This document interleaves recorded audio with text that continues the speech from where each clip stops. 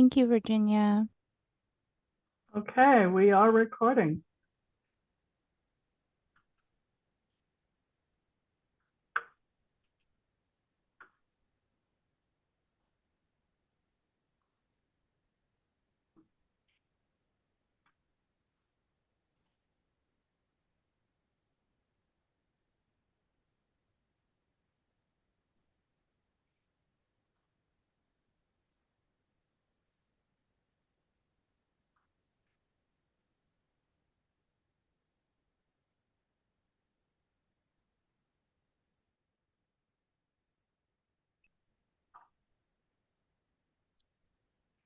So Bruce, we're live. Yes. Whenever you're ready. Okay, well, we got 2 minutes, 1 minute to go before 7. You say we are recording now? Yes, we are. Well, then the lucky viewers will just get to see our faces.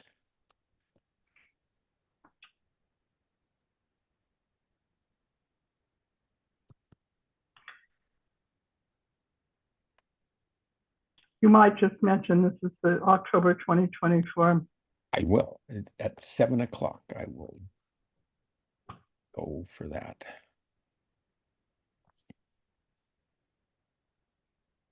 Aloha, Fran. Yes, this is Fran's wishful thinking. No Hawaii for me this winter. First time in 15 years I get to try. I have no snow tires. I have no boots. Well, I hope the interesting. weather doesn't try to kill us this year. So Yeah. it's 7 o'clock. It is time for the October edition of the Washington County Committee for Community Involvement. Welcome, everybody. My name is Bruce Bartlett. I am the chair of this group. Mary Manso is the vice chair, and everybody else does all the work around here. I would like to welcome, where'd you go? Eve Polly to discuss the consolidated plan. This is an effort which has an unassuming name, the consolidated plan. What does it consolidate? It's about housing. And so I'd like to welcome Eva. And if you would be so kind as to explain the structure of the housing and the houseless part of the Housing Services Division, it'd be great. And so Eva, welcome and take it away. Yeah, thank you. So hi everyone, my name's Eva, and I am a housing and community development specialist for the Washington County Office of Community Development. And my program manager, Shannon, is also here, and he will be giving the presentation tonight. Yes, hi, good evening, everyone. Thanks so much for the opportunity to be with your group this evening. As Eva said, I'm Shannon Wilson, and so I'm the program manager for the county's Office of Community Development.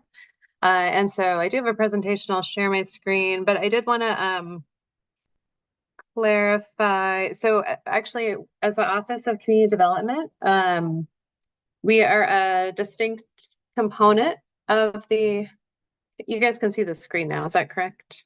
Great, thanks. So we are a distinct component of the county. So we work closely with the Department of Housing Services, but we are a separate office. So we're kind of like a mini department. So we're separate from housing and separate from Health and Human Services, although a lot of the work that we do, we're working with the same individuals in the community. So as Bruce said, we are here to talk about the 2025 to 2029 consolidated plan. And so first we do want to kind of solve that mystery and describe, what we're talking about when we say, what is the consolidated plan? So I do have there's an agenda here on the screen as well for our time together. We wanted to provide some findings from our community engagement process and from our needs and market analysis. So both of these are components of our consolidated plan. And then our draft housing and community development goals and priorities, and hoping to get some feedback from all of you on those goals and priorities. But first, so the consolidated plan is a 5-year planning document, and it directs the investment of federal funds. So a lot of the work our office does is to administer three main sources of federal funds. So it's the Community Development Block Grant, the Home Investment Partnerships Program, and the Emergency Solutions Grant Program. And so all of those programs serve low and moderate income people or areas throughout Washington County. And so we estimate that over the next 5 years, we'll receive roughly 35 million in those three funding sources. And so this planning process, it's built on intensive community engagement and as well as a needs analysis to develop these housing and community development needs. And this consolidated plan, since it's federal funding, is also a requirement of the U.S. Department of Housing and Urban Development, HUD.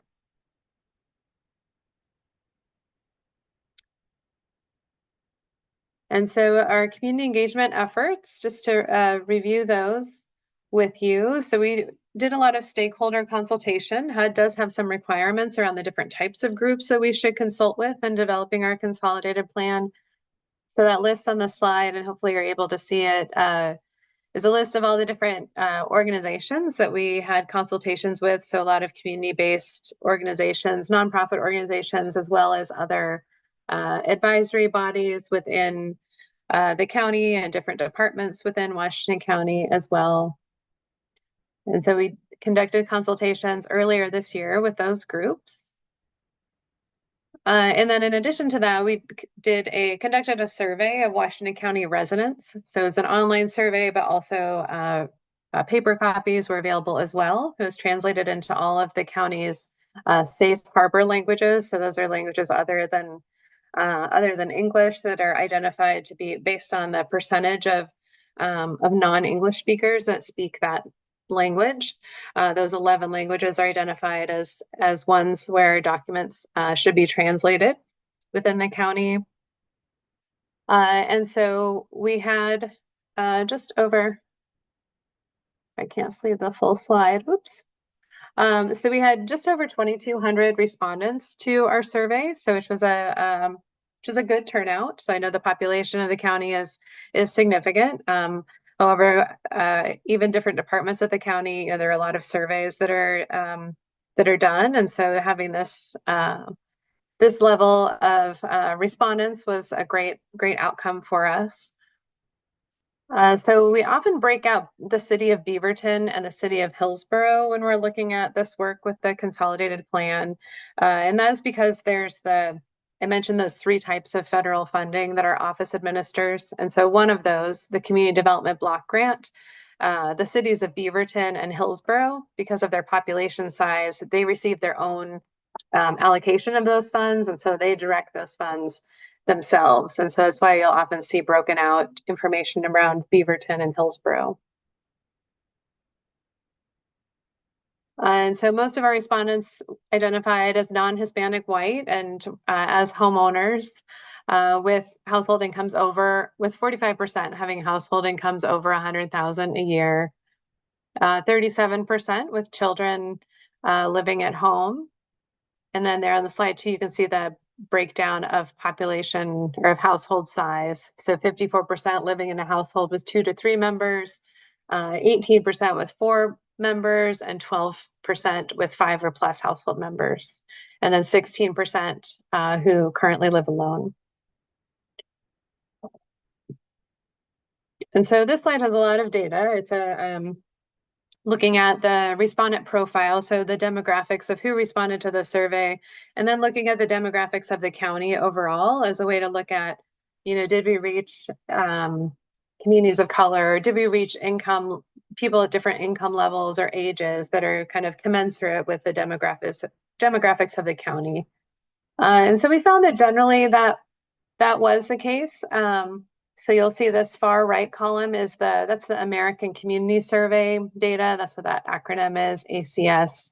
And so this has the demographics by percentage for these different areas. And so for instance, race and ethnicity, we had 13% of our respondents identified as Hispanic or Latino, whereas 18% of the population of the county does overall. The one kind of outlier to this was around age, but I think that's because the demographics of the county include individuals that are under the age of 18, so children. And so that, our survey wasn't targeted towards getting results from that population. So that's why those demographics are skewed a little bit. And so what we found through the survey, we have some of those, the top survey results for you. We asked questions around top housing needs by jurisdiction. And so we did look at the county as a whole, and then the cities of Beaverton and the city of Hillsborough. And so for the top housing needs, for all of the jurisdictions, well, I guess in this case, Beaverton was a little different. But in general, it was around the construction of affordable rental housing or affordable rental housing for older adults, being very close as a second, or in the case of Beaverton, that was their first priority. And then permanent supportive housing is really being kind of the top three housing needs identified through the survey.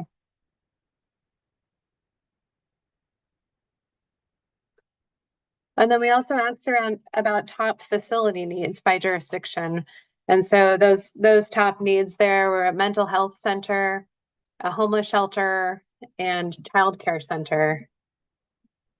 I think you'll see too for Beaverton and Hillsborough, there were a couple kind of outliers that aren't reflected in the county as a whole. So for Beaverton, it was libraries stood out, and for the city of Hillsborough, Center for Abused Children stood out in that survey result. And then moving on to top public services, and public services is a really broad, really broad area. For us, that means those services that are serving low and moderate income households throughout the county. And so those top needs identified were mental health services, substance abuse services, and rental housing subsidies, and really followed pretty closely by fair housing activities, childcare services, and domestic violence services. And so we use all of this data to help us inform, what should be the goals then and the priorities for our for the next 5 years as we look ahead to how we should use the federal funds that come to the county. So top infrastructure needs, our community development block grant funds can be used to fund infrastructure. For example, we recently funded some sidewalk improvements in the city of Cornelius in low-income areas, and are currently working on a project with the city of Tualatin to do the same, and also recently funded a Banks water line improvement project. So the top needs here identified were road improvements, sidewalks, and broadband infrastructure.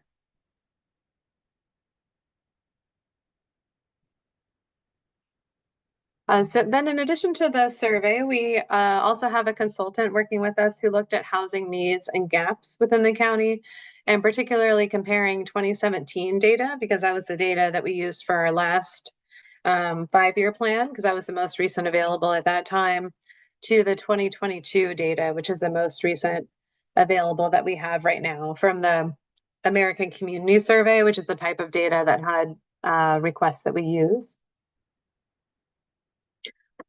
And so this slide has a lot of information on it, clearly.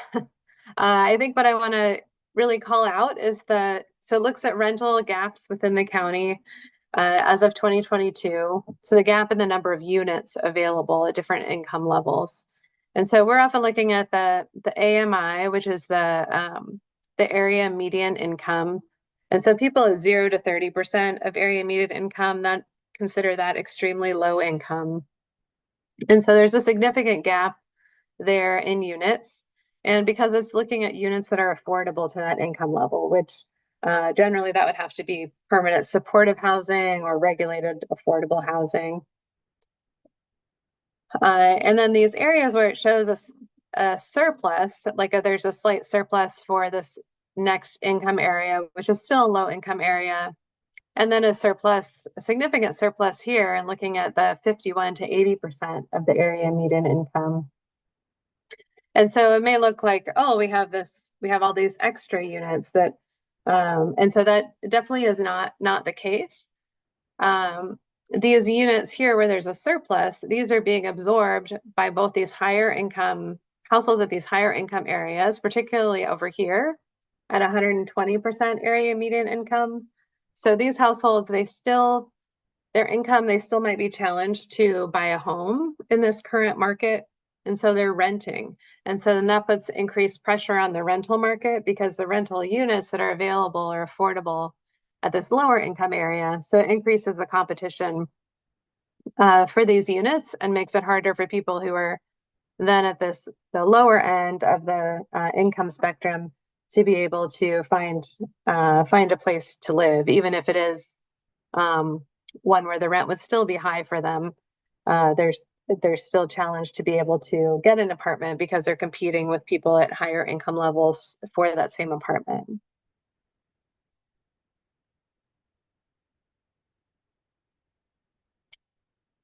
And so this slide shows that same data from the previous slide, just in a different way. So instead of the bar charts, it's looking at it as a table. Oh, I see Jim Long, you have your hand raised.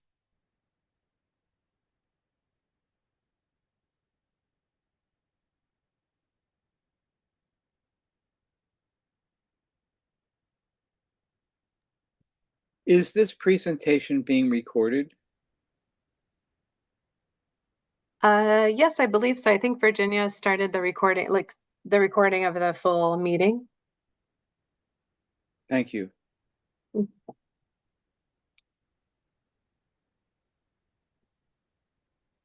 And so It doesn't say that it is being recorded.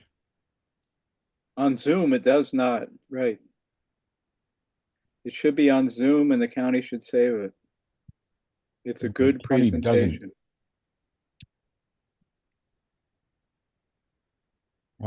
Virginia has checked off. I'll give her a call and find out. You can go ahead. Okay. I think we have been going to other groups with a similar presentation, and so it could have been recorded at one of those other committees. Like we were recently at the Housing Advisory Committee, so we can also look if for some reason this is no longer being recorded. We can see if there is a version of it that is recorded. But so this, with all the information on the slide, I want to draw your attention to these kind of reddish orange numbers over here on the right-hand side. Because what that's really identifying is the cumulative affordability gap in the number of units available. So we say for looking at this extremely low income household range of 0 to 30% area median income, there's a gap within the county of over 16,000 units. And then as you move forward, looking at, well, there's these nearly 2,700 units that are affordable at the slightly higher income level. And so that can kind of absorb some of the gap for this extremely low income household kind of population. And so that's what it's doing as it moves through and looking at the cumulative affordability gap then. And so you see a gap right here overall of 3,500 units within the county that are affordable overall to households that are between 0% of the area median income and 60% of the area median income. So I think that the challenge is that there's a mismatch there, because even though a unit maybe is affordable to still a low income household at 60% of the area median income, if a household is at 20% or 10%, they still can't afford or even get into that 60%. They won't qualify for that 60% unit. And so I think that is really the challenge, is being able to serve and house very low income households with the units that we have. So this switches gears and starts to look at home ownership gaps within the county, specifically by ethnicity, because often home ownership and those, the gaps for different communities of color can be very pronounced. And so it's something we wanted to look at. And so here on this slide, you can see for Washington County, and then the cities of Beaverton, Hillsborough, and the city of Tigard as well. And so I think what's important to note about this is the African American, which is the pink column, is at 30%. And I think may have another slide, but this has actually decreased since 2017. And so that was has been a significant change from 2017 to 2022. And just overall the significant, how significantly lower the rates of home ownership are for many communities of color within the county and then in these specific cities as well.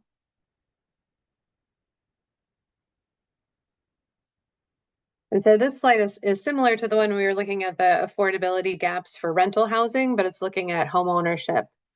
And so clearly, you'd expect to see a gap in units affordable to households at these lower income areas. But so I think what is significant is that households even at 100 to 120% of the area median income, they are still not able to afford a home within the county. And that most of the homes, this says over here in this narrative section here, most of the county's homes for sale are too expensive for potential first-time buyers. And so instead, these homes are likely purchased by the county's current homeowners or high-income buyers from elsewhere in the Portland metro area.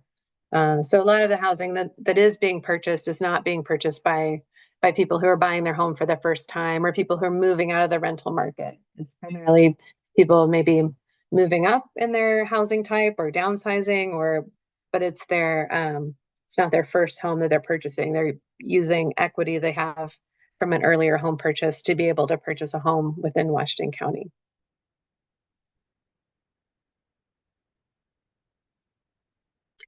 And so then similar to the other chart about the rental housing, this one looks at that cumulative gaps. It's the same data from the earlier slide, just looking at it in a table format. And so here you can see so it is excluded for these very low income areas because it's very unlikely that households at these income levels will be able to afford, to purchase their own home. But as we look at some higher income levels, just to see that that gap in being able to purchase a home and the gap in the percentage of renters, so that renters aren't able to move into home ownership within the county.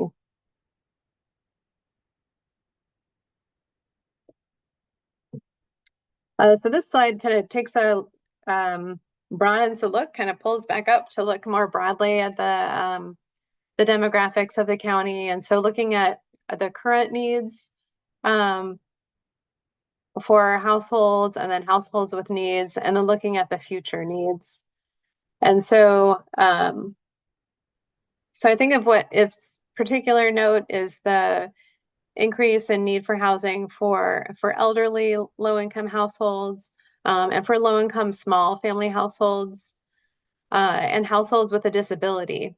I think previously we were seeing an increase of large families within Washington County, like in previous consolidated plans, the need for larger rental units. And so what we're seeing this time around through the data and then through the projections is that there's an increase in the need for smaller affordable rental units and rental units that are accessible for people with disabilities or that have supportive services on site, depending on that person's disability.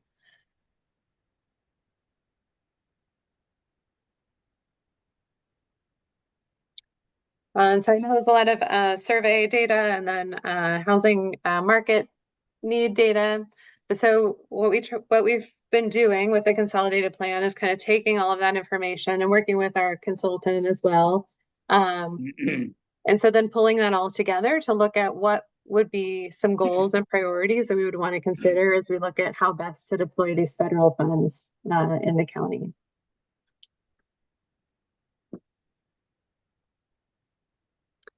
So first we identified some guidance to help us as we even develop goals and some priority areas. And so we had three main areas for guidance. So as we look at what we should be funding, what we should be supporting with the funding we have, we want to look at the urgency of the need. excuse me, and so some priorities in that area would be acute needs of homelessness, eviction prevention, critical home repair, and serving special needs populations. We also looked at kind of a guidance, like a framework to think about goals, the ability to address equity gaps and to reverse the effects of historical discrimination. So as we look at those homeownership percentages for different communities of color, looking at those gaps, also anti-displacement and rent stabilization work, and looking at the approach to mental and public health services with an equity lens, as well as those other services there on the screen: childcare, youth, fair housing, and economic security. What? And then the other component of the guidance was the ability to leverage resources and utilize other resources to address needs, given the capacity of Washington County service providers. So it's really just saying we want to leverage our funds. So we have 35 million over 5 years. It sounds like a lot of money. I mean, it is 35 million is still a lot of money, but there's also a lot of other local investment through, particularly through Metro Supportive Housing Services Measure, which brings in nearly 100 million to the county each year. And so we want to be able to leverage our federal investment and use it efficiently and effectively as we work with our partners to help address these needs we're seeing in the community.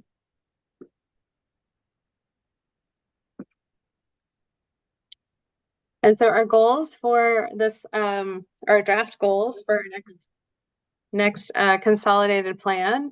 So we have 4. In our last consolidated plan, we had like 16 goals, you know, because there's so many needs and there's so much data and information, and we want to, you know, be able to address all of these community needs. And so with this consolidated plan cycle, we tried to consolidate our goals. You'll see they are still broad. They allow us to support a variety of initiatives. But the first goal there is around housing stability. So to increase the housing stability of low-income renter households and special populations. The second goal is to improve public facilities and public infrastructure, particularly that benefit special needs populations and historically underserved people and neighborhoods. The third goal is to facilitate affordable home ownership. And so that is that home ownership, and then also preserving and stabilizing households. So we have a housing rehabilitation program we administer through our office where we work directly with low-income homeowners. And so we'll provide critical home repair, like putting a roof on someone's home when they, so maybe by now they own their home outright and they still aren't able to afford the, to be able to keep up with the repairs for that. And so that's what we mean when we talk about preserving and stabilizing existing low-income homeowners. And then finally, the last goal is to fund supportive services for LMI is low and moderate income households, as well as special needs populations.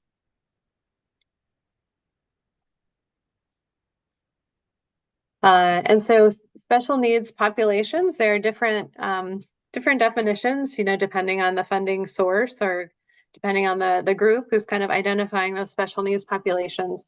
So these were the groups that we had identified as we look at this next 5-year period.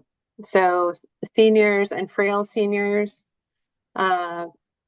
people with physical or cognitive or developmental disabilities or a mental illness. So people with disabilities, individuals at risk and experiencing homelessness, people exiting a publicly funded institution. So we did a consultation with our community corrections department and heard about people leaving jails who are essentially homeless, and just how much that increases their you know, the recidivism rate if there isn't a place for them to go.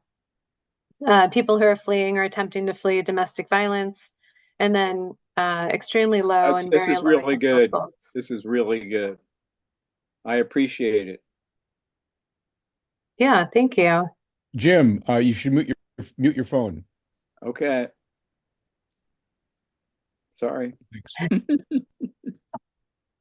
And then other HUD defined limited clientele. So that's kind of a HUD requirement that we those are, I mean, clearly those are other great populations to work with. They didn't emerge as kind of the highest special needs populations in this community engagement and analysis that we've done, but those are still areas that had asked us to continue to focus on. And so we will do that as well. And so now we were hoping to hear from you if you have, there was a lot of information, but just in general, if you have feedback on the goals or the priorities or really any of the information that we talked about or any needs you're seeing in your community. So there are some questions there on the slide, but really just interested in any feedback or input you may have.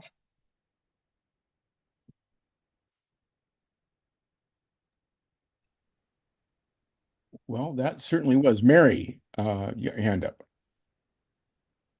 Yes, I'm interested in knowing whether there are any levers that can be used to encourage builders to build affordable housing, or if the affordable housing is all through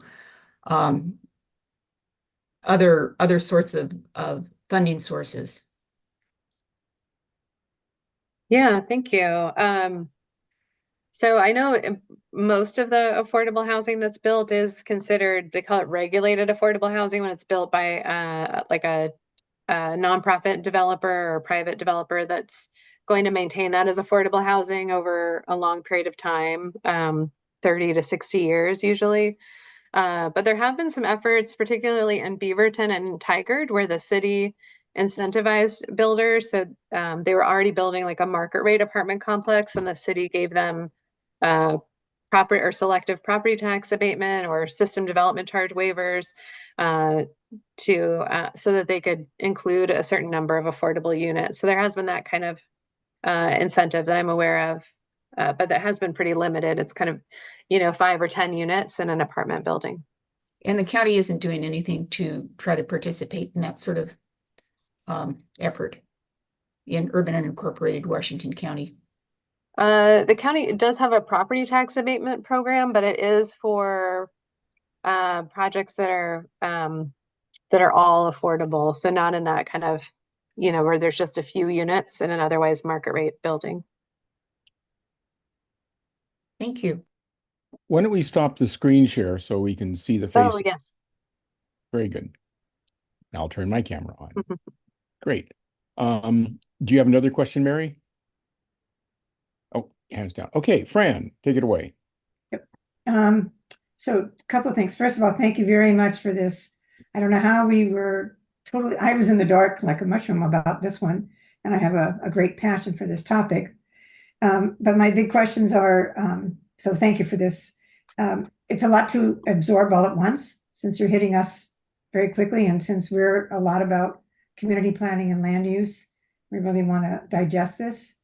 I'm assuming, do we direct our questions to you or to, can't remember who the other person was it Janet Black? I don't remember who kicked this off, but one of you, who should we send it to? And maybe you could put it in the chat. Oh, yes. If you have further questions, yeah, so either myself or Eva, but Eva, do you mind putting our email addresses in the chat? We are not allowed by the county to run a chat for the having a side conversation. I forgot about that. Yeah. But somehow you could give it to Bruce to make sure that we have a way of connecting. And we can give it to Ika, and she'll include it in the minutes. Right. Okay, great. Okay. And then I believe there's a gentleman by the name of Jim Johnson that's representing Washington County at the DCLD program, and he's very much into affordable housing mentorship. And I'm assuming you also have Jeff Petrillo that you've consulted, because he's been working on, he was a planning commissioner chair for a number of years, and he's very passionate about this topic and is very knowledgeable. So I don't know if they're in your stakeholder list, but each of those two contacts would be really essential to this, because they've been a long history in this programs. Anyway, I appreciate what you're doing. I happen to come from living homeless on the streets for most of my childhood, so this whole idea is very, very important for us to take care of. The last point I wanted to make was, there's a great fear, I have a great fear, that a lot of speculators will come in and buy lower priced housing and then turn it into more expensive.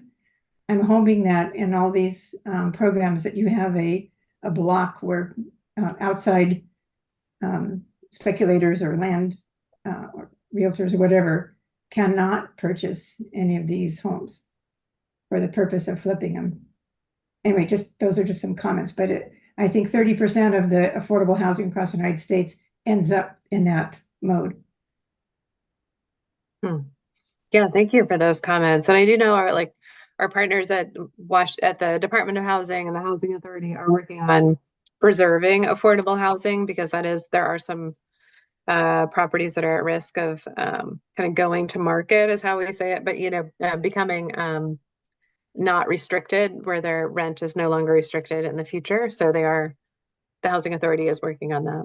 Yeah, some states have actually restricted the purchasers to be in the United States only, as an example. But maybe in Oregon only may be a little too restrictive. But there should be something in there to ensure that these properties really do go, and the housing really do go to those who are intended. And I liked your point about X number of years out, not just for the next 5 years. So, and it turns into gentrification or something. Thank you. Thank you. Okay, Dick, what do you got? When you unmute.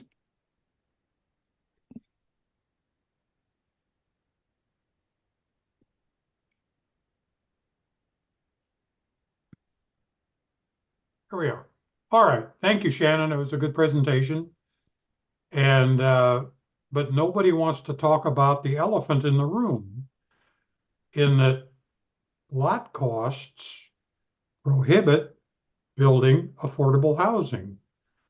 When it costs $250,000 to $300,000 for a city lot, a small one,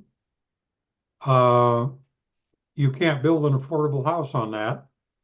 The other elephant in the room is the ludicrous costs of doing any land use through the county and the ridiculous amount of time it takes. I just did a minor partition and a lot line adjustment that cost me $26,000 to the county and 15 months of time to get it through. And developers that buy a piece of land normally borrow the money. They sit there for a year or two paying interest on that money before they can get anything done with the county. I know it sounds like I'm a grouchy old man, and I guess I am. But thank you for your time. Thank you. That is a good point, though. I don't know that we look at land cost specifically.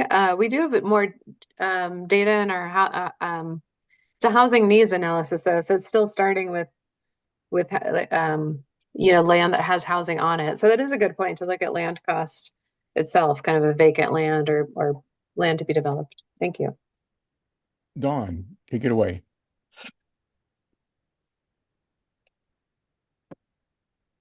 Okay, there, I'm off mute now. I'm still, kind of new to some of the terminology. And so I get thrown off by the term affordable housing. I've seen affordable housing be kind of what you described here, which, subsidized housing. But in my own community, which is King City, and even Tigard for that matter, when they say affordable housing, we're talking $400,000 to $500,000 homes. And I'm just a little confused by that, if that makes sense. And I wonder if you could speak to when you're using the term affordable housing, kind of what range you're kind of talking about, like what would be the cost of that home for a first home buyer that you would be hoping to be meeting? Yeah, thank you. Well, so a lot of the time when we're talking about affordable housing, it is affordable rental housing. And it's often for households that are at or below. We use the area median income as a way to look at that. And then it depends on also the household size. So generally, though, it's affordable apartments for households that are at or below 60% of area median income. When we kind of just throw out the word affordable housing. But then also the kind of broader definition of affordable housing is that a household is paying no more than 30% of their income on rent and utilities, or in the case of home ownership, then like no more than 30% on their mortgage and utilities. And so we do have some limited home ownership programs in our office, and that different cities have done with their some of this federal funding that we're talking about. And so that's what they're trying to do when they try to get a lower income homeowner or lower income household into a home, is they're trying to set up that mortgage so that they're paying no more than 30% of their income for the mortgage and utilities. So they'll offer like down payment assistance, or maybe it's a community land trust, like a way to just kind of buy down the cost of the house to make it more affordable, but it's on a house by house basis based on the program that we have right now at the county. Thank you.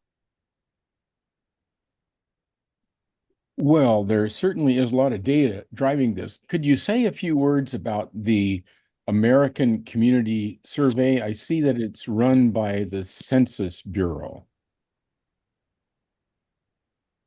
Yes. So that is, it's a way that the census takes some of that data and looks specifically at different communities. And for us with this plan going to HUD in the end, that's the data that they require us to use. So I know Eva has worked a little bit more on the data. I don't know if you have more to add around the American Community Survey versus kind of the raw census data. Yeah, the American Community Survey, they're getting a little bit more in-depth information than just the raw census data. They're not getting the information for the same number of households as for the census. But the American Community Survey is done by the Census Bureau all across the United States, and it's used for a lot of these housing market analysis type reporting. So we also did, when I was working on our language access policy, we used information from the American Community Survey on the number of households within the county who have limited English proficiency. So there's a wide range of the information that is available there, but there is I think within if you look closely at some of the data, there's some 5-year data and there's some 1-year data. And so those also have different sample sizes. So whether it was 1-year data or 5-year data that was used will change some of the margins of error a little bit. Does that sort of answer your question? Yeah, it's always interesting when community surveys happen. I'm interested in what makes up the community, and so I'll look into it a little bit more. Yeah. My second question is, and I could be just wasn't paying attention, but is the primary purpose of your effort to figure out where the community development block grants are spent? Is that the primary funding? So that is the primary funding. And then we also have it's called home funding, home investment partnerships funding, which can be used for rental for rental housing or for home ownership. And then we have a small amount each year that we receive of emergency solutions grant, which can be used for a couple of different service types, but specifically serving people experiencing homelessness. So community development block grant is the most broad in terms of the different types of projects and services it can fund. And all those are federal grants, is that correct? Yes, they are administered by the Department of Housing and Urban Development, HUD. Well, I like it when we take care of our own in a case like this. Don, I see your hand is still up. Do you have a follow-on question? No, I'm sorry. I'll put it down. Okay, very good. Bruce, is my hand up? No. This is Ayla. I don't know how to make it come up. Okay, well, Oh, can you hear what do me? you have? Okay, sorry. I don't know why. It's always something. Okay, Ayla, you have the talking stick. If you want it.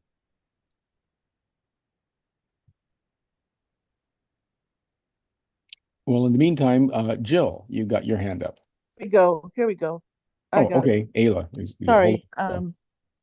Yeah, I wanted to follow on Dick's comment. I work in land use myself, helping individual families try to build a home on land they may have inherited or a small acreage they bought. Sometimes they're young couples, sometimes they're older folks that are building their retirement home. And I wondered if you are looking at rural properties in relationship to unincorporated and urban areas, because if you take a look at how many tax lots are still available in Washington County and how many of them are not allowed to have a single family residence, you're creating homelessness just by the land use laws dictated by the state. And so it is really kind of hypocritical in my mind. And secondly, we all know that if you decrease the availability of land, you increase the cost of the land that is available to build a home on. So our land use laws in and of themselves, are creating these exorbitant costs to a home. I'll give you an example of a young couple inherited 10 acres outside Banks, rural community, forestry. They can afford to build a manufactured home or a tiny house on their 10 acres with them and their 2 children. But the cost is prohibitive. And if you don't have just the right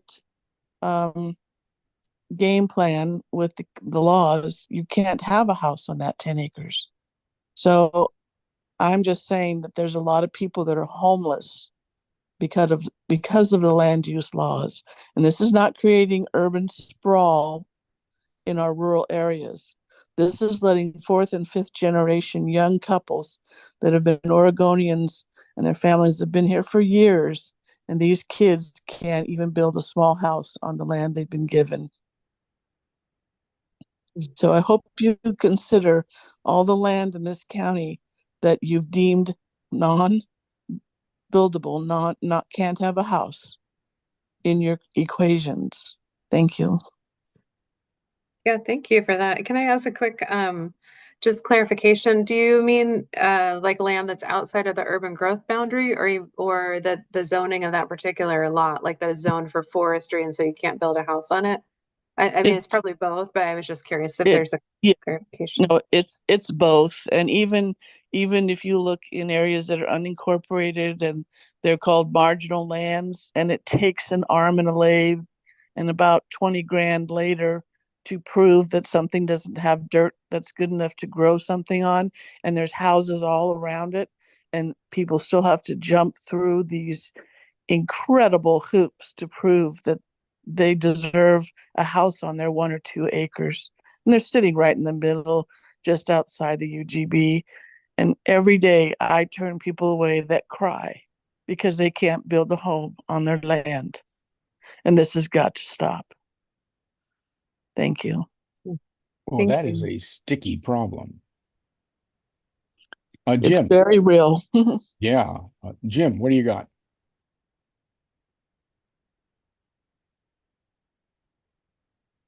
Who, Jim or Jill?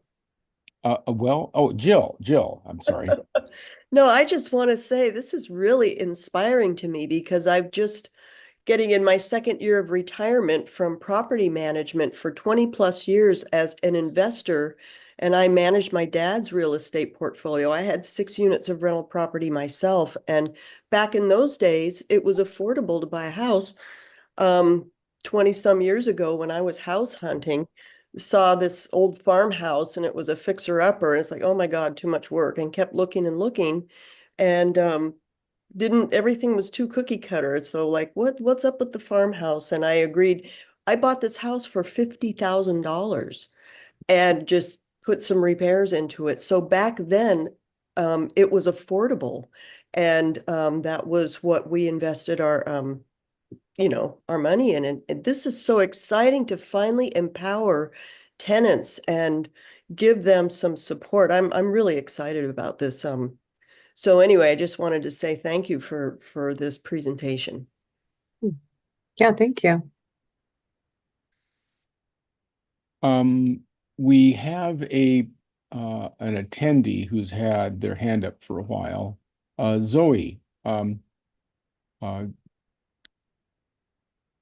you still take it away?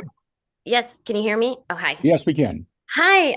So I have a question about kind of how this works in terms of SHS. Like right now, I was today was watching the County Board of Commissioners working session with the SHS director, and kind of I'm wondering how this fits into the whole how Metro operates down to the counties and then into the cities, and then not duplicating efforts, I think, because these are a lot of the same, like you said, you're doing a lot of the same stuff, but working with the same stakeholders as Health and Human Services as well as SHS.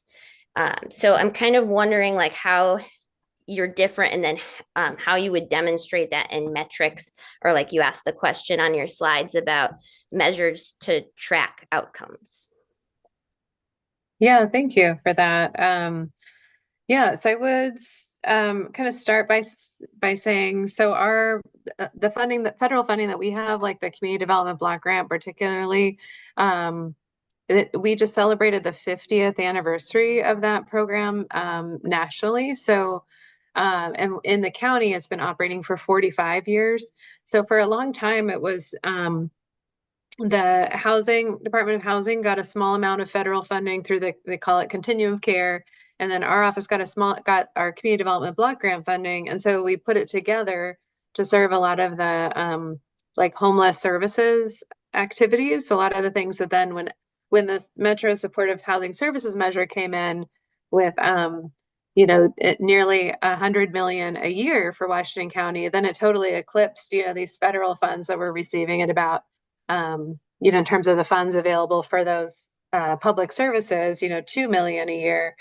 And so that's why in this current, as we look to this next consolidated plan cycle for 25-29, we are looking at, what are ways we can complement the work that is happening with that great influx. I mean, it's been great for the community, but how we complement that work rather than duplicate it. And so one way is through like community facilities. SHS funding can't be used for that, or infrastructure in lower income areas that provide more pedestrian safety and connectivity, or looking at broadband infrastructure, for instance, in a lower income area. So those are some of the things that we are looking at as we go forward in this next cycle.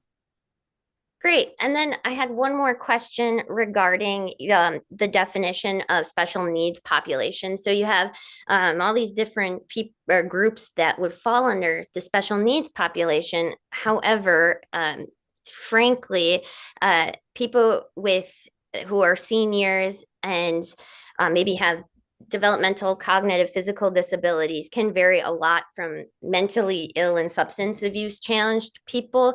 And so I'm kind of wondering, trying to complement the other work of kind of the homeless population and the mentally ill homeless population, how what the plan is to address that, because it's kind of like this elephant in the room about how you shelter people, and the people who have to work in those shelters, and also children who need hospitalizations and things like that. So how does your funding fit into that? Or do you plan on narrowing kind of the special needs population definition? Yeah, I think that's a great question. I think right now when we're looking at our goals and priorities for for this next 5 years. It's a balance between trying to, be specific enough that it's clear what we're going to fund, it can provide some direction to it. We do have a policy advisory board that rates and ranks our applicants. So people apply and organizations apply for this funding, and then that advisory body rates and reviews those applications. So we're balancing between being specific enough that it provides some guidance and then being broad enough that we can be responsive to what happens over the next 5 years. So I think that is good feedback, though, for us to consider those, maybe adding some more difference to how we break down or how we identify the different special needs populations, though. So thank you for that feedback. Good Yeah, question. absolutely. And thanks, Zoe. Stan, what do you got? Well, where I have been looking at this kind of scenario since like I was 12 years old or something, is that I've never understood why, you have the same regulations for a multi-million-dollar, billion-dollar development that is designed for people that are much more able to afford to pay for it versus these special cases, these special needs, that it's run through the same gamuts, which costs just as much per household versus standardizing it in such a way that there is pick a dozen designs that would fit all of these criteria in these special instances that are pre-approved, that they don't have to go through the same expensive fees and allocations and all that. If you can put one house in this neighborhood like that, then all of the houses like this should be able to follow in pursuit of the same thing without the additional cost. And then by modularizing, using modular homes or just standard designs. I mean, I come from real estate industry. I've looked at a million ranch style houses. They all look the same, they act the same, they build the same, they put the same everything in it, and yet it still has to run through the county as if it's a brand new modern facility that is special in some way that it's not. But if it was modularized or simply utilizing the same blueprints for these types of structures that would aid these people, and then set it up in such a way that if they live there for 5 years or 10 years, paying their mortgage and all that, that they could sell it for a profit, and then they could buy the house of their dreams because they have built equity and they have prospered from this whole thing that we call owning a house. I have a clarifying question, Stan. Is this true of Washington County managing the unincorporated development in the unincorporated area and in the cities, Hillsborough, Beaverton, Sherwood, on and on? It's across the board. It doesn't Yeah, matter across the where board. it is, I'm in the middle of the anywhere in the Zoom. country. It's identical. I'm in the middle of the Zoom. Ridiculous to me that when we are trying to address the needs of people that cannot afford a $500,000 or $1 million house because they can't save enough for it, why we don't streamline it in such a way that they can get on board. And I wanted this when I was 18 years old. Doesn't middle housing provide some fast tracking of housing development? That is a good question. That's something I'm just a little bit familiar with. We do work with land use and transportation staff and in addressing some of this, but I'm not familiar with all of those. I know they did a lot of like an overhaul of the code, right, for the middle housing, but I'm not don't know very much about that though. It's a good example of how so many issues intersect land use as a key component of the solution. So let's see who was next. We got Roger in the attendees with a question. Roger, take it away.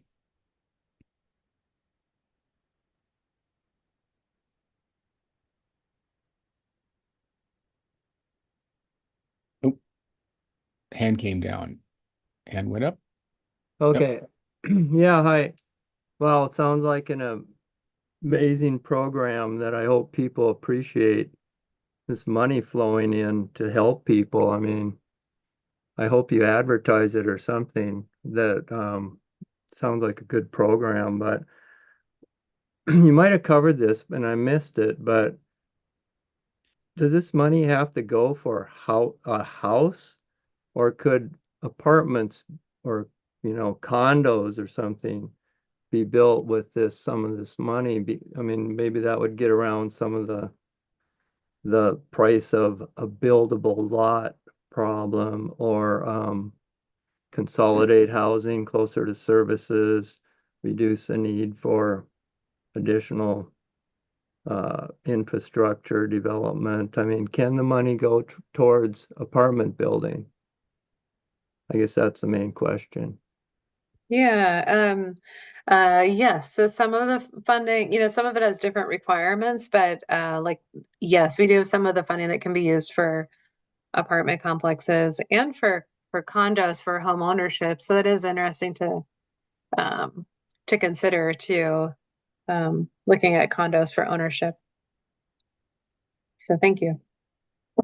Thank you. And Ken, what do you got? Yeah, I kind of want to tack on to what Isla was kind of alluding to in some cases. We occasionally get questions from the public about tiny housing. So I'm kind of wondering if there is a plan or have you thought about actually building tiny communities, tiny housing communities? Because there's a lot of land that is encumbered, like FD10, FD20. You can't do anything with that property. People have been inquiring about that. And there's other properties more rural in Washington County that could be sort of, targeted to be tiny housing communities where actually people can own some property and have a little house on that property instead of building a lot of apartments. So that's just my question.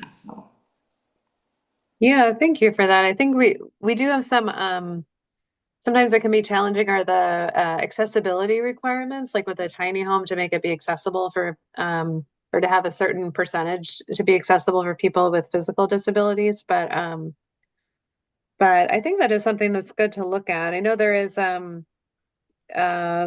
have been some projects that look at that or where they're like kind of studio apartments, but they were built as little more like cottages and not like not even like a fourplex or a sixplex, but so definitely there is a need for a continuum of housing types though. So I think we can consider the tiny homes more. So thank you.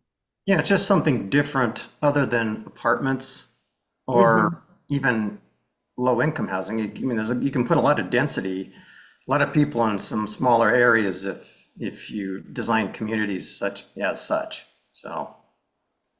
And you have a good product when you're done. Yeah. We have Michael in the attendees with his hand up for a question. Take it away, Michael.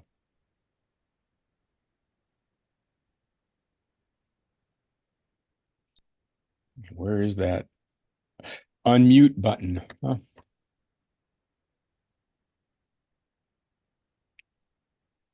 You got me now? Yeah, we can. Shannon, when you were running through all your slides, your slide deck, one of them showed what housing is owned by, what percentage and such. Another one was also where we are short and such. One of the stats I don't see kept is what is the turnover rate on property? One of the things I have noticed when I've ever looked back at, when I go out to the county website and looked at ownership of a piece of property, and you go looking at it, it's like this corporation bought it in 2024. Oh, it bought it from this corporation that bought it in 2023, 2021, 2020.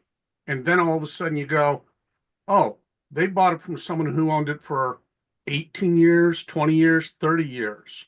And it seems like every time it turns over, value goes up anywhere from 50 to 100%.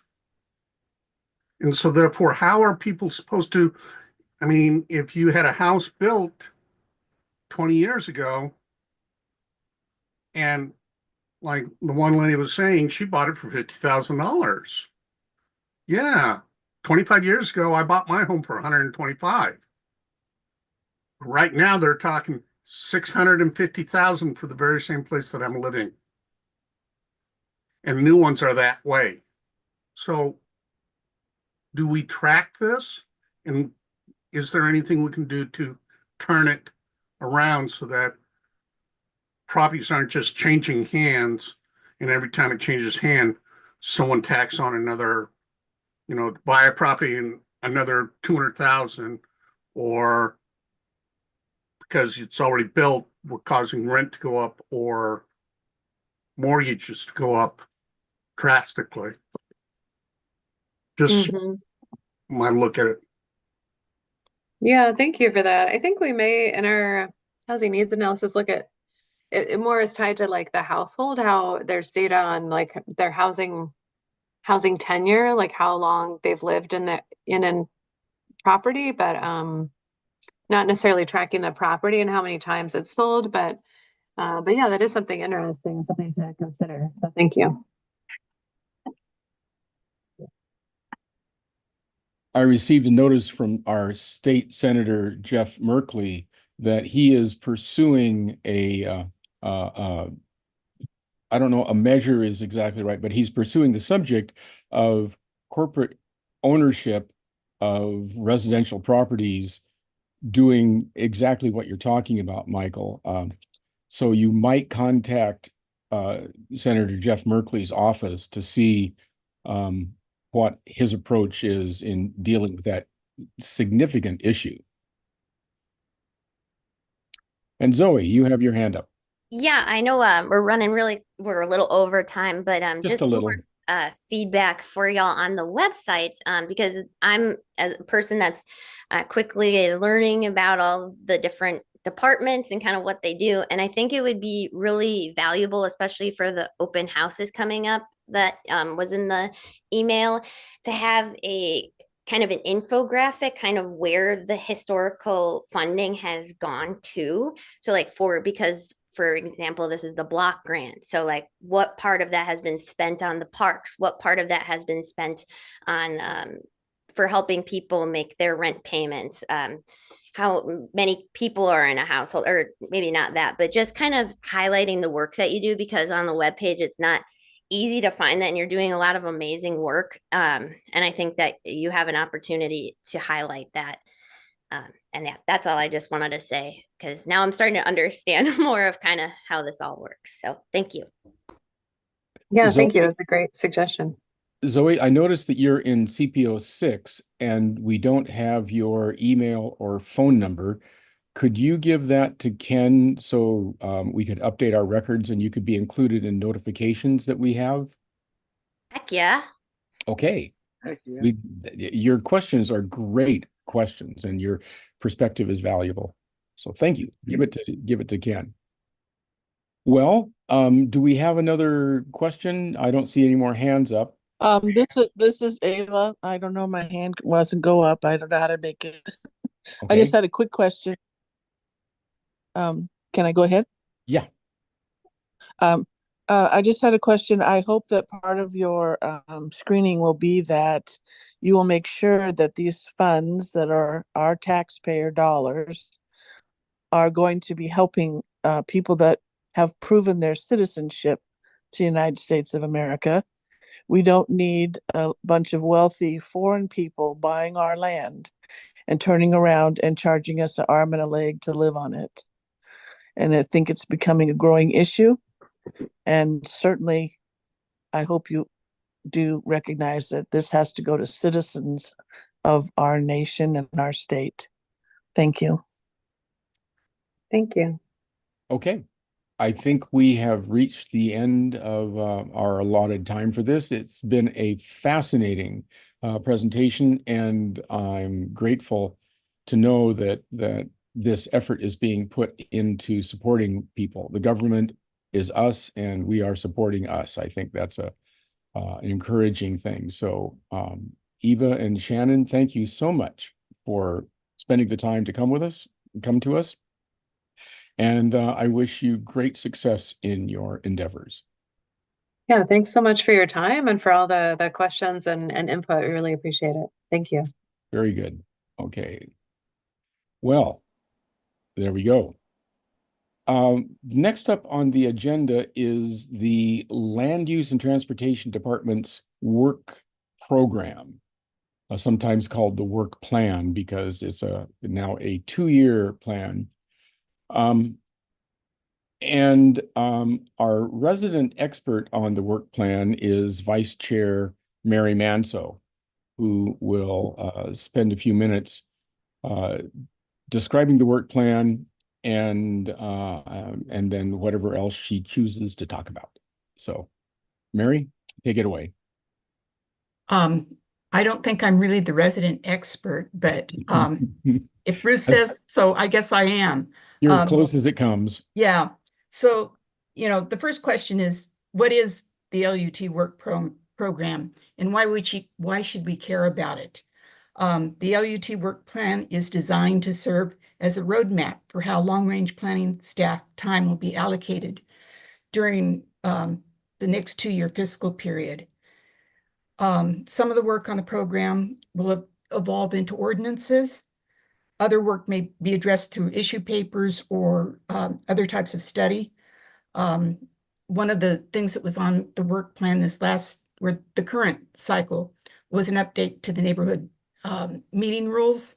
And I think that's still in work, but if it's updated, it'll probably happen through a resolution and order. In the coming months, the work program for July 1 of 2025 through June 30th of 2027 will be adopted. And so the question becomes, how is the LUT work plan developed? Work plan ideas are used to create a draft work program and a staff report. Then there's a 30-day comment period, which is followed by board adoption. And during the board adoption period, you can also make comments, but during the board adoption process, the projects are prioritized and careful consideration of the workload that can be realistically completed during that 2-year period with staff levels is considered. And that's where Tier 1, Tier 2, and Tier 3 come into play. Tier 1 is the projects that they are going to focus on and move forward and hopefully get done during that 2-year cycle. But sometimes things aren't ripe and ready to go. For some reason, they get delayed. They may end up getting to Tier 2 items. Tier 3 are ones that no way, no how, probably won't ever get moved forward. So how do ideas get included in the work program? Some of it is just work that's carried over from the previous 2-year period that doesn't get done. But ideas can come from required state law changes, or there can be requests from staff, from commissioners, from area service providers, or from the public, including CPO and CCI. So During the last work program adoption period, CCI submitted requests, and I'm going to run through some of those that we supported and recommended. So one of them was the updates to the neighborhood meeting rules. We recommended or requested updates to the community development code to limit gas station locations. That one didn't fly. We had quite a bit to say about the significant natural resource work, and we requested actually more funding to do a deeper dive into that. There was also housing work that we supported. And then there was talk about an update to the interim park system development charge. And I believe that was one that made the cut, but I don't know that I've heard anything about an update there, and that's maybe something we should check into. We requested a road connection on the Peter Court property in North Bethany that would connect the one of the major roads, the backbone Shackelford Road, out to 185th, providing North Bethany a better traffic flow. That one didn't fly. There was also talk about a community development code audit, and I thought that made the list, but I haven't heard anything about that either. And then I think we had comments about the process they used for reaching out to the public. So, you know, those are things that we supported and recommended. So the question now is, does anybody have thoughts about what you'd like to see on the next work program? Now's the time to be thinking about it. We probably aren't going to see a draft until sometime in the spring. The goal is they want to align this with the adoption of the budget, because the budget determines how much staffing they're going to have. And so I think last cycle, they were doing some adoption after July 1, but this thing will start moving pretty fast once the first of the year comes around. So if anybody has any ideas, get them into us, and you can submit them by yourself. But I think a lot of times if you can get them gathered together and you throw CCI support behind them, there can be some real value there. So that was the quick and dirty. The CCI has had respectable success in suggesting items on the work plan in the last 20 years. It's kind of a hit and miss operation, and lobbying is certainly necessary, and a good suggestion doesn't hurt at all. So Fran, our idea lady, what do we have? Actually, I want to review this stuff, everything else, but what I wanted to make sure that everybody understands, LUT is basically on a very tight leash in terms of what they can do or can't do. If it's not on the work plan, it will not even be considered. So it's really, really important for us to review that work plan and provide really good feedback that will be considered.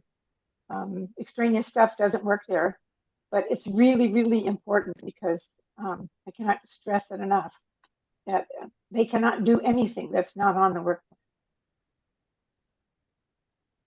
plan. That is a key reminder. Yeah, and Mary, I'll be happy to look at that whenever you get it. Could you copy me on the work plan stuff? Is that okay? Yeah, sure. I can copy you. It's, you know, the information there isn't any information out yet. Yeah, I understand, but yeah, I can be active and go looking for it regularly, but you're wonderful about. Oh, okay. You know, the other thing I should have mentioned was there is a really good web page on the county website about the work program, and there's a diagram that explains the process. It also explains the process that a ordinance goes through as it's written and goes through the adoption process. There's also really good historical information in there about the various work programs through the years, as well as staff report showing the kind of the process that things go through to actually get to the point where the work program is adopted. And I put it in the chat, but But that's too dangerous for this group to I have did access to the share chat. the link to the website with Ica, and it will be in the minutes. Good. So Isla. Isla has her hand up. Yay! Oh, hey, yeah. What do you know?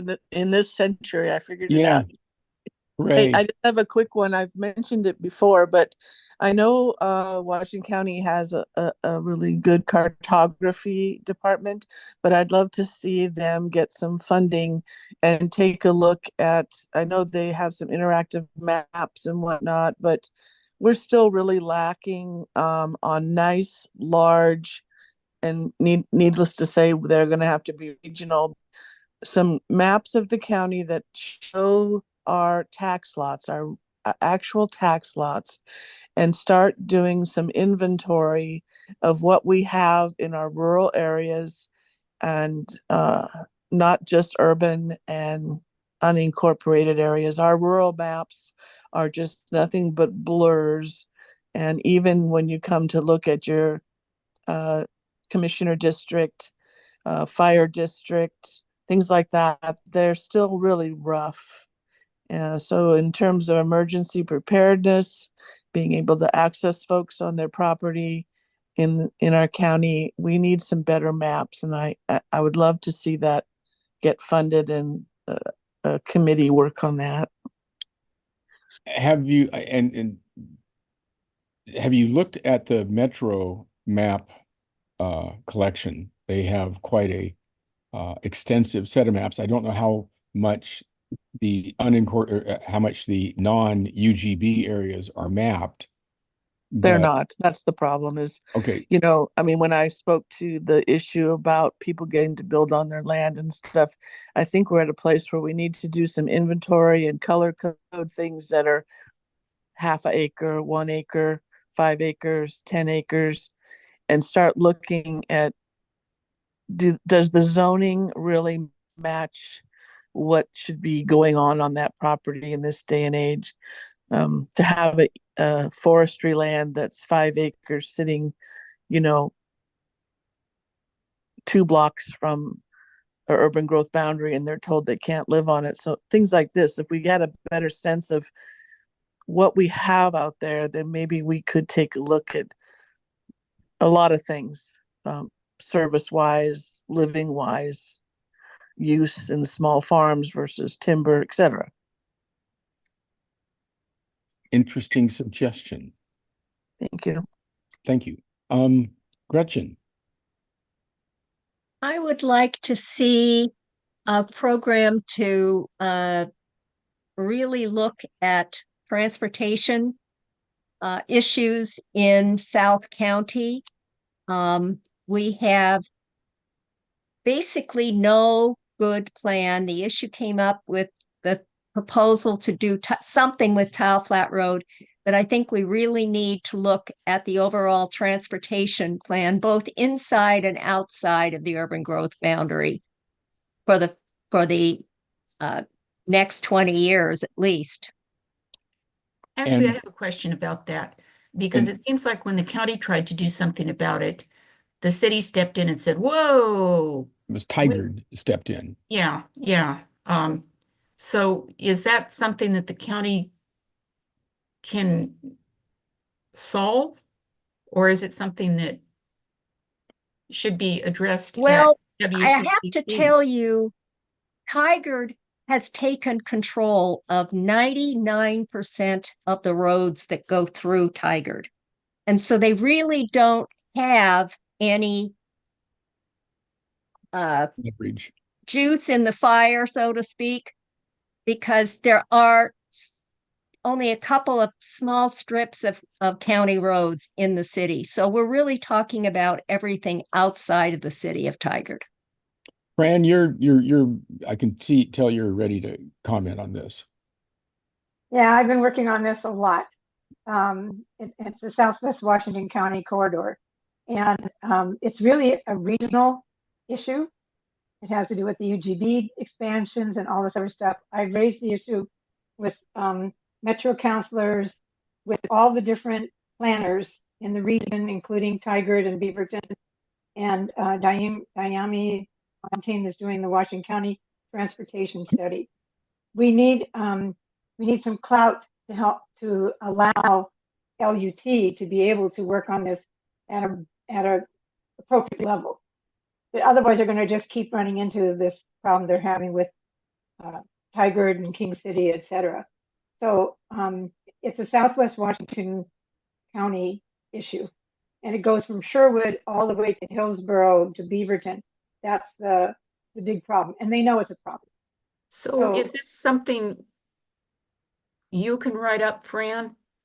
I'd be happy to, because I have a 5-page strategic picture that explains our dilemma and all the different websites that contribute to this thing. So it's the regional plan from 2023 from Metro. And it basically says that we're building houses way far away from where the work is and no new roads to accommodate. And it's real simple. So is this something that the Transportation Subcommittee, the CCI Transportation Subcommittee should be taking on as a task? Rather than you taking it on? And we haven't met. So yeah, but I've been working on this for since 2014. So Fran's on the anyway, committee. Bottom line is I agree. Yeah, I meant we already have had a line item on the LUT work plan in the past, but I don't think they're actually the driver of it. And also what it is in Washington County has certain obligations to the cities to provide certain kinds of county roads, regardless of what the city wants to have or not. So it's a choice. Well, because there's different kinds of natural disaster preparedness, all that stuff, obligations. Okay, so anyway, not to beat a dead horse, but it's hard to get your arms around. Washington County itself can't do it, but I believe that what Washington County is doing is somewhat in a vacuum. They're not going to be able to be successful to meet the needs of the communities, in addition to the needs of the regional area. Gretchen, does that pretty well cover what you are thinking? Yes, and thank you, Fran. And I'd love to get a copy of what you put up. I think the Transportation Subcommittee should submit something to the CCI on this topic. So Stan, oh no, Ken, you're the chair. Yeah. So Ken should call a meeting. Preferably before the 15th of November or after the middle of December. Yeah. And after the middle of December is too late. Well, I've got. No. Yeah. Okay, let's keep going. Jim, you got your hand up.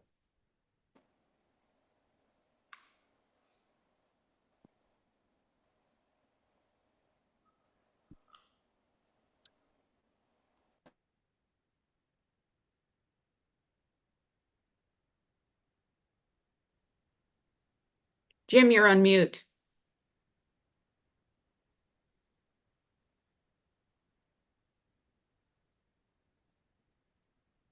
Hello? I hear you now. We had a significant natural resources subcommittee meeting this morning. Well, we will get to that. Maybe that's the next thing on the agenda.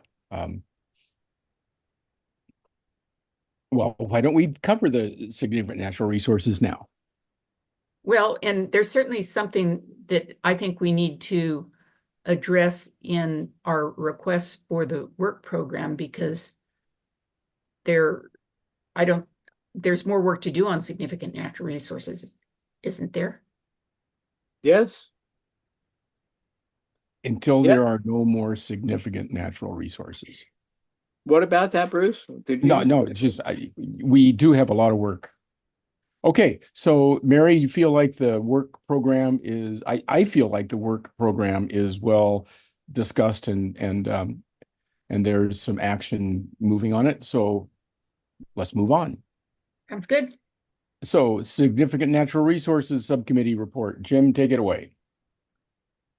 Well, we met and we still have some questions. We're not necessarily totally happy with what the county's proposing as ordinance 901 and 902.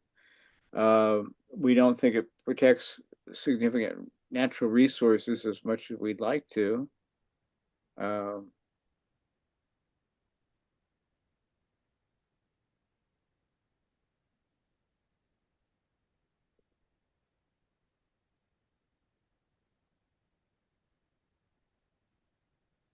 Is that a complete sentence? Well, Hello? Hello? Jim? So CCI has some effect in influencing the work plan as we have before, and maybe we can on this issue. What can the CCI do for the need of housing and housing of wildlife habitat? We talked about the different wildlife that was seen in the past months: hummingbirds, fox, skunk, raccoons, and many different birds.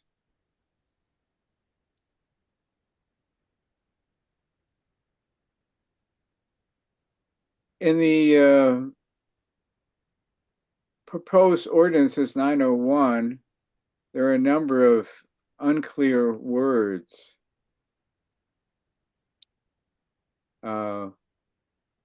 But first of all, land use goal 5 says to inventory and maintain or protect significant natural resources. But that hasn't been done in the last 40 years.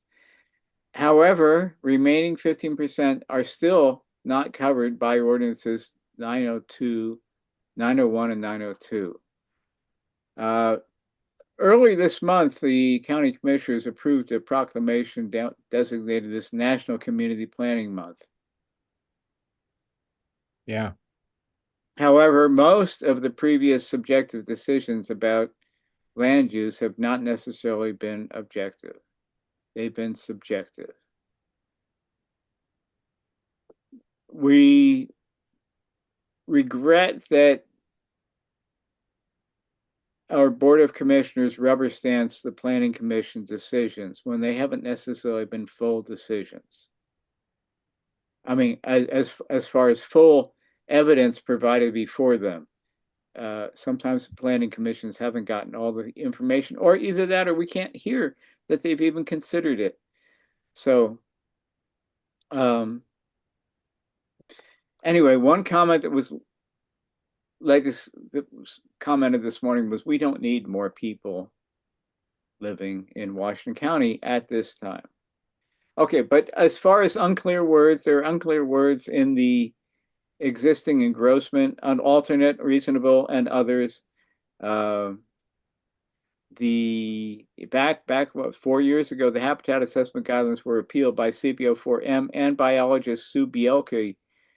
And now there's an inventory habitat report, but that's not exactly the habitat assessment guidelines we were looking for.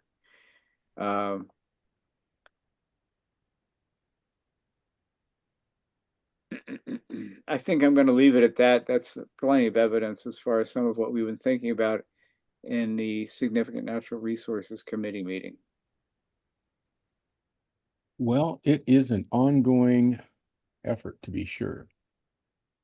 Yeah, they're having their first hearing on the engrossment on a week from today, on the 22nd, and I'd be happy to make sure that you all get copies of these ordinances so that you can provide some input. It takes some time to look at them, but you may find something valuable to protect or support. Has the SNR subcommittee looked at Beaverton and Hillsborough's natural resource protection codes to see how they line up with the counties? No, but our general feeling is that the county should have a partnership and help along the cities on some of these issues. And, you know, of course, overall, we would love to have with us the enforcement order that the county has a model protection of wildlife habitat, of significant natural resources. So that's what I can speak for our committee that way. Fran, what do you got? Yes, I have been working with Beaverton regarding their SNR, especially their tree protection.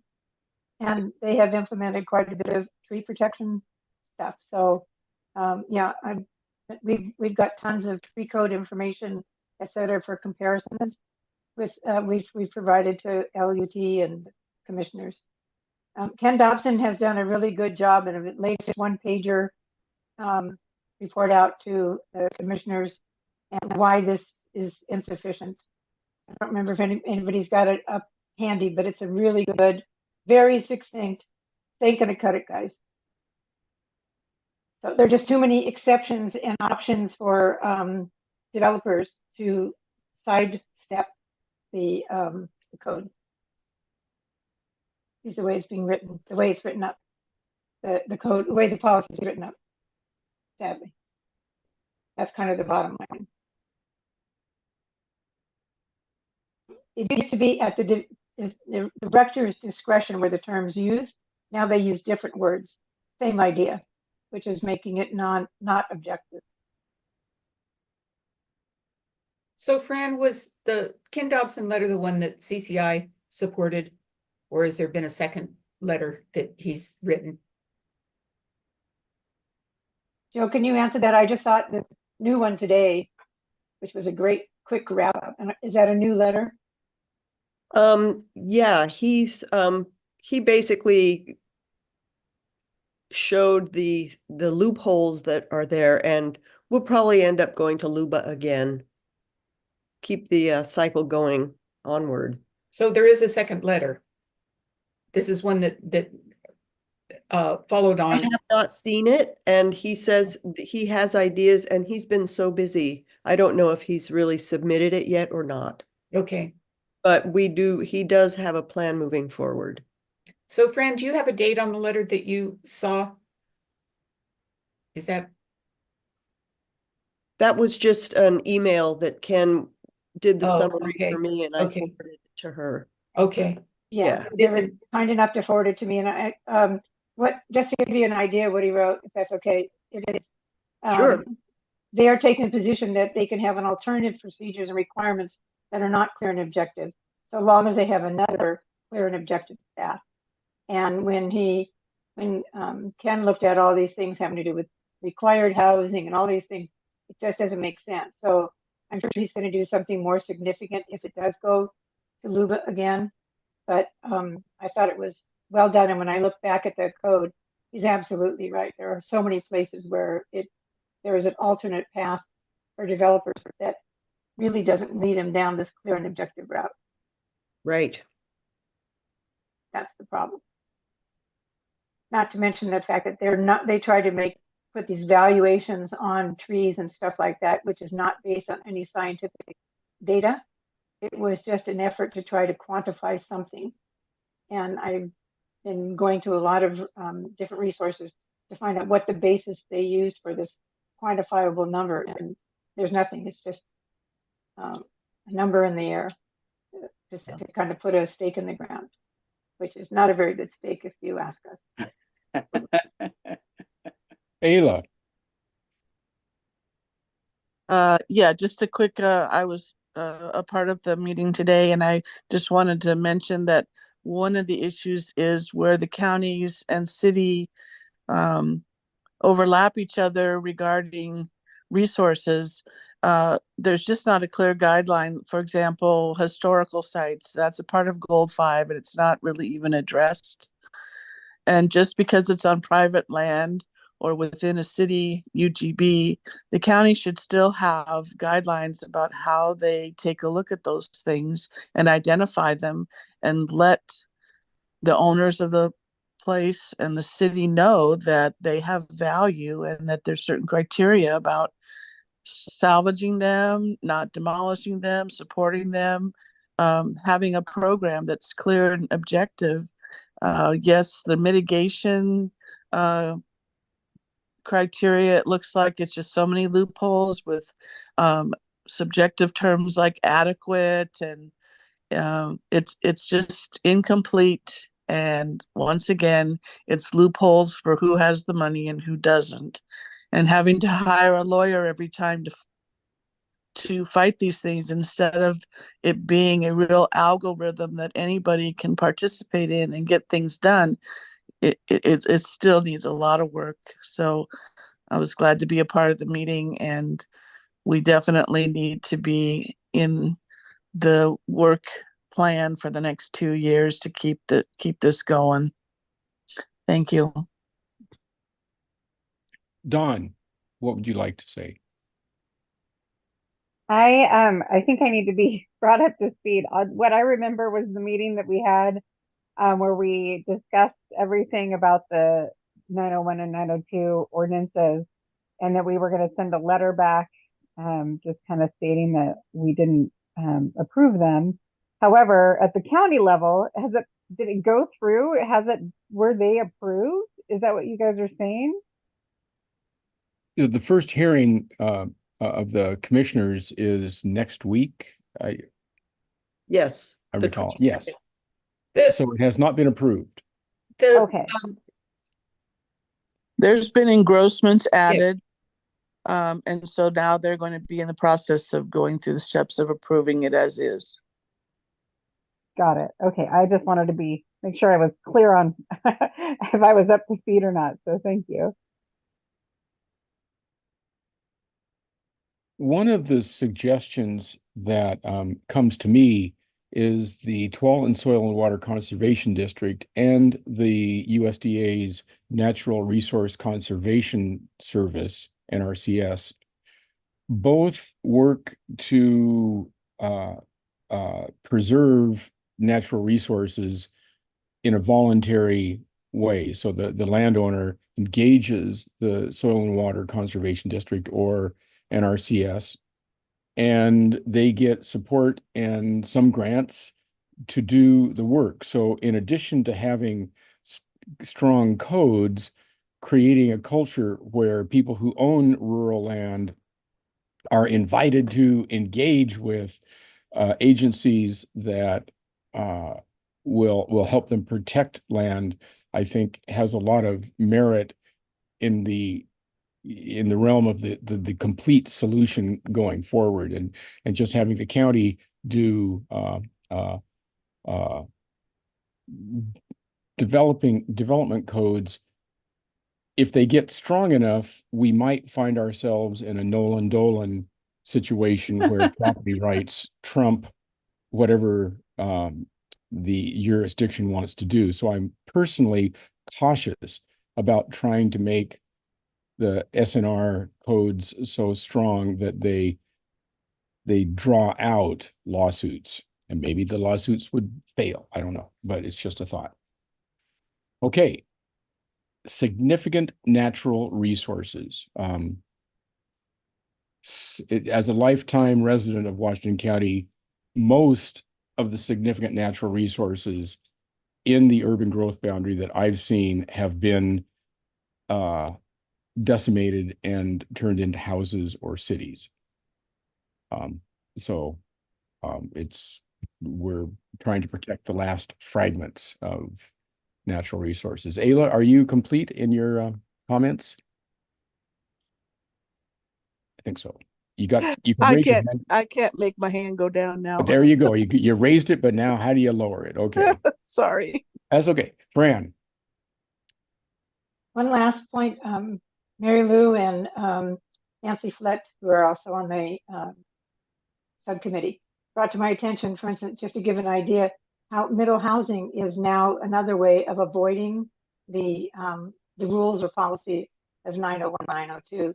So this is another thing that maybe we'll put on the work plan in terms of how to deal with middle housing as it relates to this whole thing.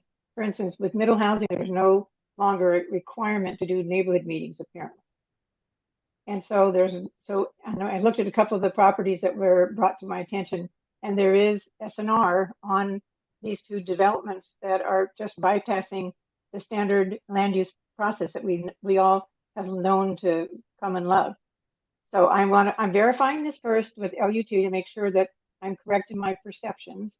And there's a disconnect between the Washington County building permit website and the GIS interactive maps, et cetera. They're all, if you put in the same lot number, you get different response, different answers. So I'm going to make sure of my information first, but we know we need to make sure that middle housing doesn't just bulldoze those remaining significant natural resources within the UGB. And that's just something new that's coming up, and we'll see more of that middle housing. And also the development for middle housing is with the SNR on it. How can they get a development permit approved since we're under injunction? So I just want to get my facts in line first, make sure that all this is working the way it's supposed to be. But we all know that based on limited resources, the monitoring of all this stuff is up to us, the community. So we want to make sure that we have a process in place, we have public information, and that we can proceed to monitor, because apparently it's on our shoulders. Apparently. Mary. So Fran, I think one exception to that is if the SNR is a area. Oh, you're not hearing me? What about now? I'm on mute, that's why. No, I'm not on mute. Can you hear me? You're coming through. Okay. So Fran, the one exception is if it's a SNR that's under Clean Water Services rules, they still have to, no, I believe so. Yeah, you can't get away from riparian. Yeah, excuse me. I was saying no to the yeah, go ahead. Continue your sentence. I'm sorry. Just that if it's under Clean Water Services jurisdiction, those significant natural resources will be still required to go through the process with middle housing. Upland habitat is not included in that. It's that means it's riparian habitat, has water source on the property. And then that's the what Clean Water Services jurisdictions over. And anyway, Mary Lou. Okay, I just have there's a couple things to add to that. This middle housing is turning out to be something that was never designed to be. I mean, when we first started talking about this, we talked about, wouldn't it be great if you could squeeze in a couple of houses in between a couple of big houses, like in Northeast Portland, where you could put a couple of smaller houses attached to each other, or a duplex or a triplex or something like that, to have it less expensive, and you could cram a few more people onto the property.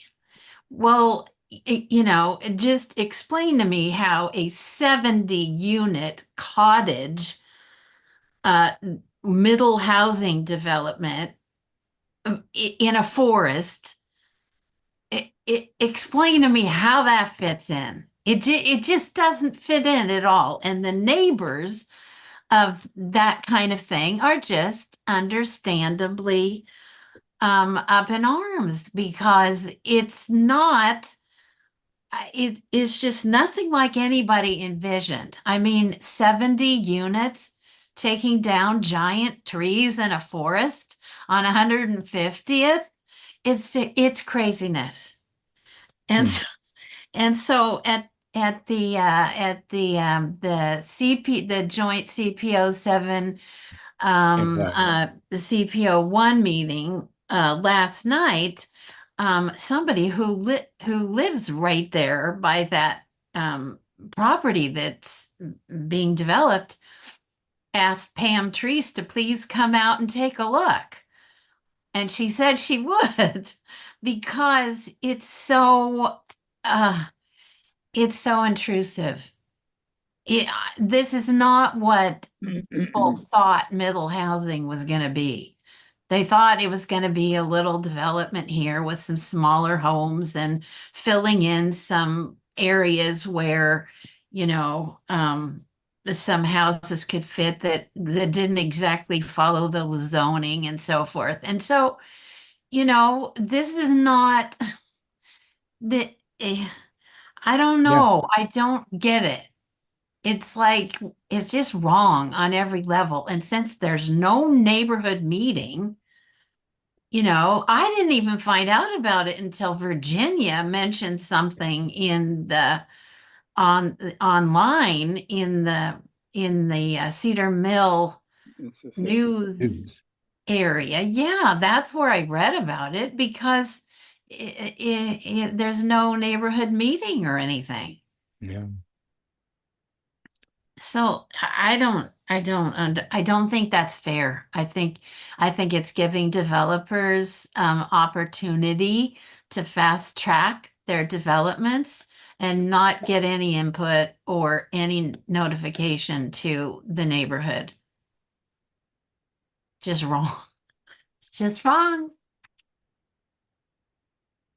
Isn't all of this middle housing stuff directed by the state? So the Yes. counties are required Yes. to do some of this stuff? Yes. Yeah. Well, I dare say that every one of us lives in a house that had trees on the lot before we built the house. So we've sort of hit the edge of our environment here. Yeah,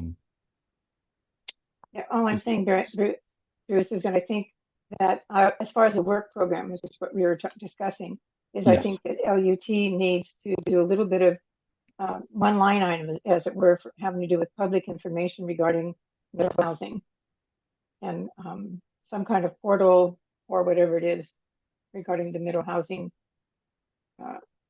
path for developers. Are you able to come to the steering committee meeting tomorrow, Fran, at 11? No, I can't. Well, Okay. I'll see if I can.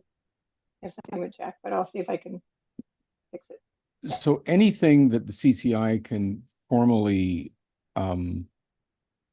recommend or just share with the commissioners in this would be useful in my mind. Yeah, I first want to get all my facts together, and I'm running it by LUT and some others to make sure that I'm not missing something. And then I will be happy to write it up. So new people take note. It really is effective if you have your ducks in a row and you know what you're talking about and you're not making up stuff when you go and talk to highly trained professional people at the land use department. Okay. Bruce, Yes. are you looking for a motion to support that? To what, the middle housing engagement? Absolutely, engagement. Well, that's why I was, I guess we could do that and then have the steering committee kick it around a little bit. Anyway, I was thinking you might want to have something referred to the steering committee so we can talk about it tomorrow. Well, good protocol has the chair not making proposals. So if somebody would like to make a proposal and second it, that we give the steering committee something else to do, I'd be, I don't know, happy. I would be willing to hear it. I move that the steering committee discuss this issue tomorrow.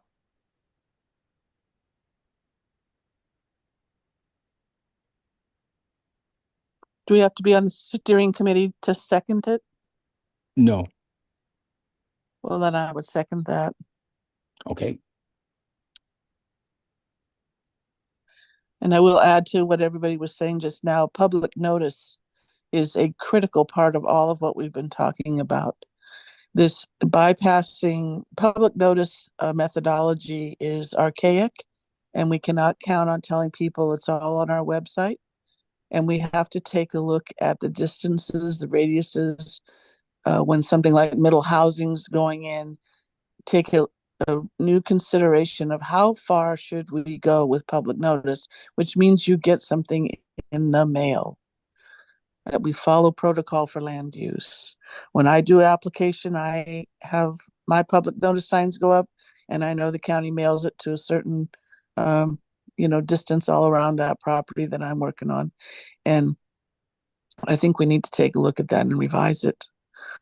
Thank you. Oh, okay. I would suggest that the notices just go to the property owners. They don't go to all the residents, all the renters. Yes, and that might be one of the things that we have to take a look at, because there are a lot of rental properties and some of the owners of these properties don't care, unfortunately. And then when you look at something like in the rural areas, we have a whole different level of issue where, North Plains was a good example because public notice was not adequately done in the first place. It cost the city a ton of money to have to redo everything. And it also caused a lot of agitation with farmers and folks in the area concerned about how their wells would be affected. I mean, this is very different. It's a very different world out in the rural area. We have different issues, and public notice is not adequate distancing. And we need to take a look at the formats in the county. Good point. Mary, what do you got? I think we've kind of wandered away from the focus of middle housing. We went off on a Not tangent really. about public notice. And again, public notice is something we can't do a whole lot about because it is state law. And the county is going to say we're doing minimum. We can't require developers to do anything more than minimum. I don't think that's correct. We are a home rule county and we can do things differently. Well, we can do have things to ask differently. for it. And we've gone around in circles with the county over this. And the county is like, we will not require developers to do anything more than the minimum because of costs involved. And it's, they are meeting state law. There isn't anything that they need to do beyond that. But It's our tax dollars if we decide how they should be spent. well, it's we have something to. it's something we could put on the work program if maybe we have to vote on it. Make it something we vote on. That's certainly a request that we could put forward if we as a CCI feel it's something that's important enough that we all can support. So yeah, thank you. So Bruce, where are we in the agenda? Well, we've skipped over the discussion of the modernization comments. We went running off into natural resource territory, and I made the executive decision that those conversations were valuable, and we didn't have enough time to discuss the modernization program in the detail that it deserves. And here we are, 5 minutes from 0 hour. I have will we have OEICE come to our November meeting then? That would be a good thing for the steering committee to agree Okay. tomorrow. And I think that's probably, they will have had other outreach opportunities by then. So seeing how the plan's developing. Jim. Next Tuesday, the Washington County Board of Commissioners is having their first hearing on engrossment of 901 and 902, which is a significant natural resources. And I thought maybe this group would want to comment one way or another. I'm not sure exactly how, but it just seems like it's an important thing. Well, or we could wait till the second hearing on the engrossment, because they have to have 2 hearings. So that's my proposal, suggestion for discussion.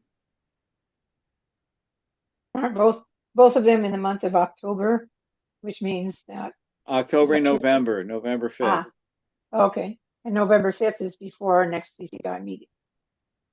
Okay.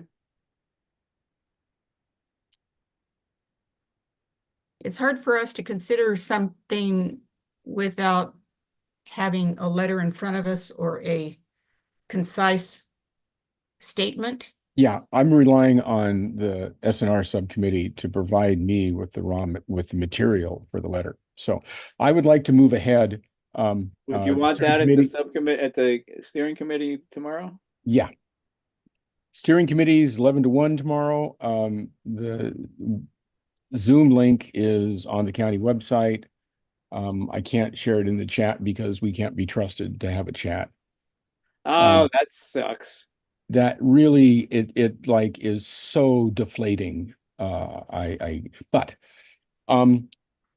in that vein, this coming Monday at 5:30, we are having a public meeting law training from 5:30 to 7:30, a virtual meeting.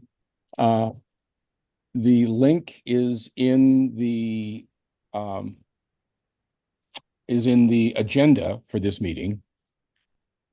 And I would encourage all members of the CCI to make an effort to show up. I don't know if we're going to record the meeting or not. Probably be a very good idea if we did record it. Yes. There we go. We have Ika following through. She's going to be she's organized it. Ika, would you like to say a few words about the training on Monday?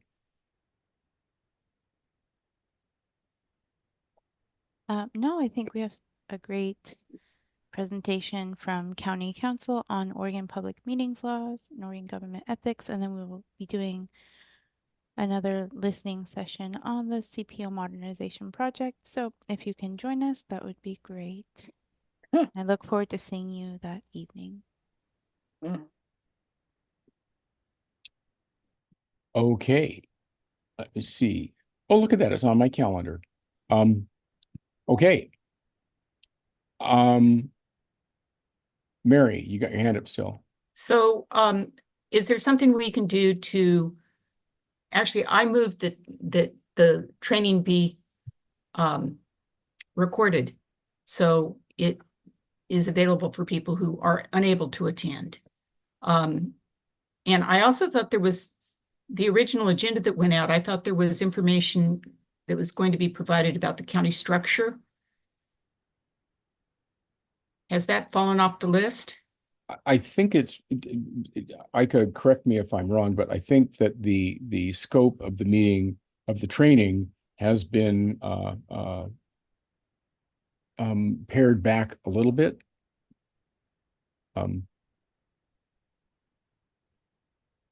That's correct, Bruce. Okay. It would have been nice to have had that announcement earlier, that it had been pared down, because we received an agenda weeks ago that some of us have been sharing. So I guess we've got the revised agenda now and whatever. Okay. Anything else for the good of the order here? We're at 9:01. Well, I just want to second that motion that it should be recorded.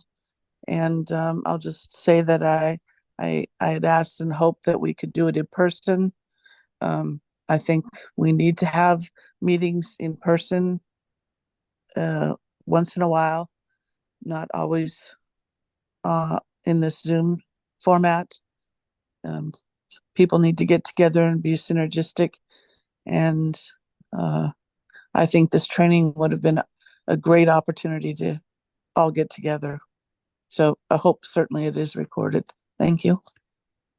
So the in-person socializing is still an item that is on my radar, because you're right, Isla, we do need to have that synergy that happens when people actually meet and talk about things. And that feels like a good concluding statement. Unless, Stan, do you want to say anything about Quake Up? I realize I'm just sort of pulling this. Well, this was rather sudden, but Yeah. Pop quiz. This Thursday at our CPO3 meeting, I will be doing a rather quick presentation of our disaster preparation, and open to comments or questions and that type of thing. So join When is the CPO3. CPO3 meeting? Thursday, it starts at 6:30. And I'm the first speaker actually, so you can move on to bigger and better things afterwards. Gretchen, you got your hand up. Yeah, Bruce, you need to send me the link for tomorrow morning. I will. Thank you. Okay. Ladies and gentlemen, thank you for showing up and taking a lead in our community. I think this was a pretty good meeting, and I appreciate you all for showing up. So, good night. Good night. Good night. Night.